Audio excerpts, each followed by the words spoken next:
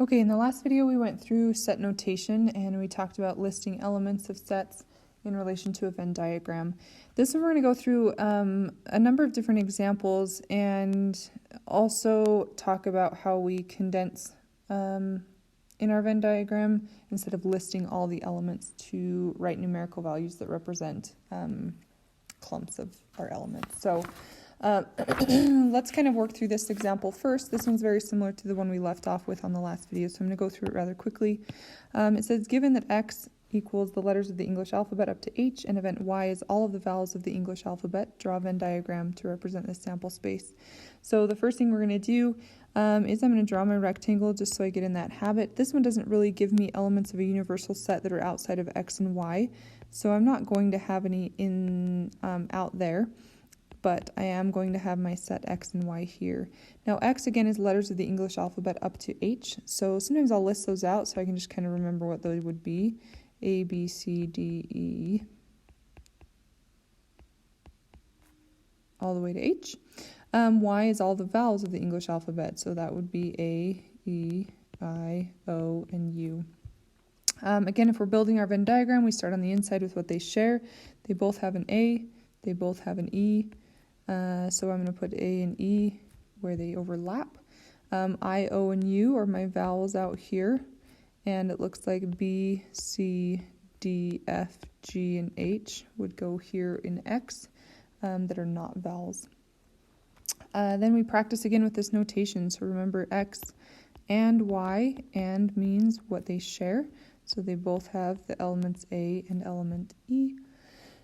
And then we have X union, or X or Y. So remember that can come from X or it can come from Y, either one. So this one's going to have quite a bit because it's going to have all these elements. So A, B, C, D, E, F, G, H. And then in addition to that, it would have I, O, and U. So it has all of those. And then the elements that are not in Y. So if we look at our diagram up here, again, here's set Y, so these would be all the elements not in Y. So I could say B, C, H, F, G, and which ones did I miss? B, C, H, F, D. 1, 2, 3, 4, 5, 6. Excellent. And then using that notation, just putting it kind of all together. So this one says a true or false question. It says H is an element of set X. If I look up at X, does H belong inside of there? Yeah, it's right there. So that is true. So we would say true here. Looking at the next one, again, remember the slash through it means not an element. So this is saying little e is an element of X. I look up here again inside of X, and it looks like E is an element. This says is not an element, so that would be considered a false statement. And I just circled true. How effective. Okay, false. Okay, and then lastly, just practicing what we talked about in the video, but going the other direction. So it says write a statement using correct notation to represent the shaded region of the Venn diagram. Number 1, we've got set A and B, and it looks like we're inside of A, but we're outside of B. This one's actually very similar to one that we looked at. So we do want to be in set A, right? But we also are not in B. So this is set A and not B. Again, set A would be this guy right here, right? And then not B pulls that little section out of it. Number 2, if we look at this one, these are all the elements that are not encroaching on A or B. So this would be A or B is that inside, and then this is not. Oops, I didn't need parentheses, but either way. Looking at the next one, again, and I would pause this and see if you can do these. But if you notice, there's a lot going on here with 3 diagrams now overlapping. But if we just distinguish this, right, here's set A, here's set B, and notice it's just the overlap of A and B. So we could say A and B. It really has nothing to do with set C as far as defining the set and the part in the set. This one, however, does. So notice this one is all of C. So that's really great, as well as what we just looked at in 3. So it contains A and B, as well as set C. So we could include this as A and B, because that's this section right here. And then we could say, or it can come from set C, because set C is the rest of this. Okay, so it's practicing those ands and ors. And then 5, notice 5 is all of the above. But if we said, and I wanted to just show you the difference here, if we said A, a lot of times we'll want to say A, B, and C. Remember, A, B, and C means it's what they share, and it would only be this tiny section in here that's and all of them. So when we look at this diagram, remember this one represents the or. It can come from A or B or C, and it gets to be in the shaded region. And then this last one, everything is shaded except for A. So this is the one where we use the A bar, or we call this not A. So just going backwards and forwards using that set notation, trying to get comfortable with that. Let's talk about Venn diagrams then when we throw, instead of listing elements, but we're actually putting chunks of our results in as numerical values. So this is very common on our Venn diagram. You'll notice there's a universal set here, and then there's 3 sets inside of here. And this one has all these little region numbers just to help us kind of as we're identifying and practicing, but there's numerical values in here. So 23, instead of writing each individual element in here, this represents 23 as a sum total of kids that like to take French, or whatever the situation is. So let's read through this. This says, the international school offers French, Spanish, and Japanese classes. A group of students was asked which languages they had studied. The following Venn diagram summarizes the results. So here you have a bunch of students that were asked what class they are taking, French, Spanish, Japanese, and so on and so forth. So what we want to do is talk about kind of what each of these regions mean. And you have to, again, think about it in sets. Think about it in circles and sections. Because these students inside here are taking French, right? There's 5 of them here, 4 of them here, 20 of them here, 23 of them here, but every one of those kids are taking French. These 20 just happen to also be taking Spanish, right? These 5 down here, they happen to also be taking Japanese. These 4 in here, they decided to take all 3 languages. So they're taking French, they're taking Spanish, and they're taking Japanese. So if I were to ask you how many students are taking Japanese, you would have to look at this whole circle, and you would have to add 10 plus 5 plus 4 plus 7. All these students are taking Japanese. If you were asked how many are taking only Japanese, then you don't want to include these ones because they're also taking a different language. So we would only include the 10 out here with Japanese. So I'm going to go through a couple of these, but this says describing complete sentences, which of the 8 regions or what they represent in the diagram. So the first one, region 1, you'll notice is out here. I shouldn't draw circles because that's confusing. But basically it's saying it's outside of the 3 sets of languages. So these would represent students that were surveyed, but were not taking a language class. Okay, so these students, and again, I just said these students. There's 15 of them, it looks like, out there. These students are not taking one of the 3 language classes.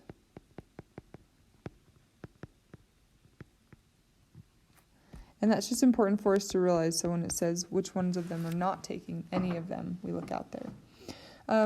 Then it says region 2. So again, let's just look at a couple of these. Region 2, it looks like is right here. So region 2 represents this section right here. Notice this is in the French circle, but it's excluding every other language. So these are students that are only taking French. So these students are taking only French. They chose not to take any of the other ones. Region 3. So you'll notice region 3 is right here. That's this little section here. Notice these students are inside the green circle. They're taking French. They're also taking Spanish, but they did not want to take Japanese. They are outside of the Japanese circle. So these students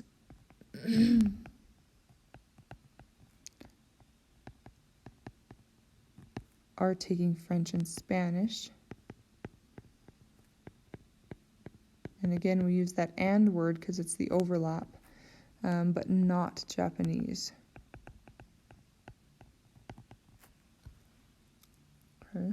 So hopefully kind of get the hang of that. Region 4, notice this one's out here in just the blue circle, region 4. So these are 32 students that chose to take Spanish, but they didn't want to take anything else. So they're just out here in the Spanish circle. Region 5 is right here, so similar to the last one, region 5. These guys are taking Japanese. They're also taking French, but they are outside of that Spanish circle, so they are not taking Spanish. Region 6, notice this one's here on the inside. These students are taking all 3 languages, so there's only 4 kids that decided to take all 3 languages. Region 7, again, this is an overlap right here, right? These are taking Spanish, and they're taking Japanese, but they chose not to take French. And then region 8, if we look at that one, we're now out here in the Japanese circle, but we're not taking Spanish or French. So they start to coincide together. We just need to identify which is which. So down here it says how many students had studied exactly one language. So again, if we were adding these up, you'll notice that we've got so many kids that are taking just French. These 23, just French. These 32, only Spanish. These 10, right, only Japanese. It's these kids in here that decided to get a little crazy and take a lot of languages. So if I was finding this total, I would take those 23 French ones and the 32 Spanish only and the 10 Japanese only, and I would end up with 65 students that are just taking one language, right? Number 3 says how many students had exactly 2 of the languages. So if we're looking at this, we're looking at kids that were taking only 2 of them. So it can't be these ones that are taking all 3. But these 20, they're taking French and Spanish. These 7, Spanish and Japanese. And these 5 are taking French and Japanese. So if we add that up, right, we get 20 plus the 7 plus the 5, then we end up with 32 students that are taking 2 languages. Okay. How many students study at least one of the languages? Well, if they're taking at least one, that means they're just somewhere inside here, right? They just can't be this 15 out here. So we would have to figure out, and we would add up all these numbers. Just make sure you don't double add. So if you add 23 and 20 and 5 and 4, then you'd add 32 and 7. Don't go back and add 20 again just because he's in the Spanish circle, right? We already added the 20, and then we would add the 10. So it's just saying how many total are in there. And when I did this, I believe I got 101 students. How many students studied French or Japanese? So we're looking at French or Japanese. Remember, or is inclusive. They can take French or they can take Japanese as long as they're inside of here somewhere, right? We've got French or Japanese. So these guys plus these guys plus these guys, we add them all together, French or Japanese. 69 students, I believe. How many students studied French and? Again, there's an and, so they got to do both. And Japanese. So French and Japanese, that would be this overlap. Now notice I'm including these 4 that also study Spanish, but language is everything. This does not say French and Japanese, but not Spanish. Notice we wrote that up here when we did region number 3. We said the students are taking French and Spanish, but not Japanese. If it doesn't say that or exclude anyone, then we're doing the whole overlap of and. So these kids are taking French and Japanese. That would be 5 plus 4, which would be 9 of the students. And then lastly, it says how many total students were surveyed. So again, we'd take that 101 that we got from all these that took at least one language, and then we'd add this 15. So there should be about 116 students there. Okay. Again, it's all about just interpreting the different sections and what they represent. So I definitely would go through and make sure that you are relating that and that or to the overlapping sections. And if you need to draw a little shaded Venn diagram, you can do that too. So let's try creating one of our own. Create a Venn diagram that represents a similar situation where 100 students are surveyed. That just leaves you hanging.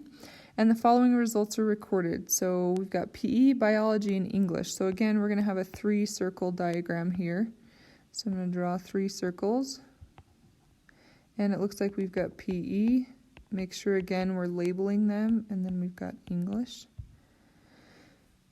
It says 100 students are surveyed, so I'm going to put 100 students here just so I remember in the end. All of these should add to a sum of 100. And then it tells me what they took. So 28 took PE. Now it's really tempting to come down here and write 28. But remember, 28 are taking PE. This represents PE. So this 28, some of them might be taking bio, and some of them might be taking English, and some of them also might be taking, English and bio.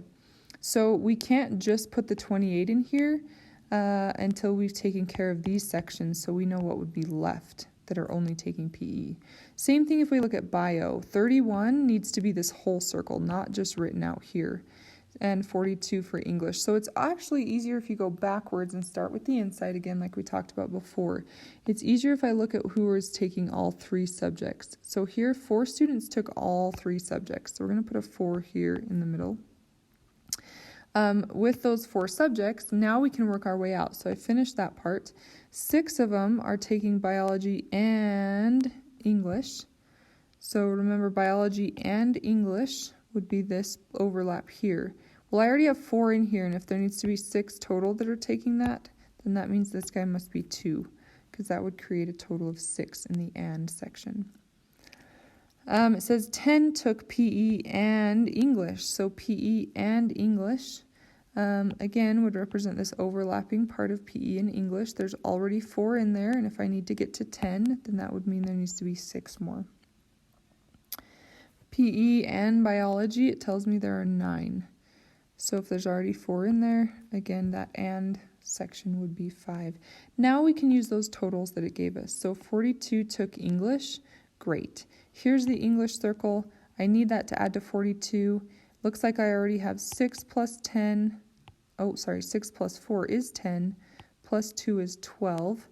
So to get to 42, that means there must have been 30 kids taking only English. If we look at our biology, 31 took biology. So if we look at our biology circle, here's our biology circle. Again, we already have 5 plus 4 is 9, plus 2. We've got 11 in there already. We need to get to 31. So there must have been 20 out here, because 20 plus 5 plus 4 plus 2 would be 31. And then 28 took PE. So using that same logic, we make sure these ones all add to 28. So 6 plus 4 is 10, plus 5 is that 15. So to get to 28, we need 13 more. And then notice, if this doesn't add to 100, then I need some on the outside. So I go ahead and I add up all of these numbers, right? Make sure we add them all up. And we should end up, I believe, with, if we add those up, 80. And we need to get to 100. So that means there must have been 20 students out here. Okay. And then we can answer questions in relation to that once we have our Venn diagram. So how many students took none of the 3 subjects? Well, that was those 20 students that we just found there on the outside. And again, to find that, we took the 100, the total number we knew, and then we subtract out all the numbers on the inside. And we can figure out how many are left. How many students took PE, but not bio and English? So remember, that says and, not or. So how many took PE? So I'm going to go to the PE circle. Here's PE. And then they didn't take bio and English. So bio and English is like this overlap, right? Oh, I did the wrong overlap. Yikes. Okay. Back to my laser. So we've got these kids taking PE, but not bio and English. So it's just these guys right here, because here's bio and English. So if we take this, we've got 13 plus 5 is 18 plus 6. We're looking at 24. And that's all we want, 24 students. And then lastly, how many are taking bio and PE but not English? So bio and PE is this overlap here, but not English, so we're going to leave out that, and there's just 5 of them. These take a lot of practice just with the language and with the learning. The more you draw them and try and figure out kind of where they would be, we can look at those different sections and how they relate to each other.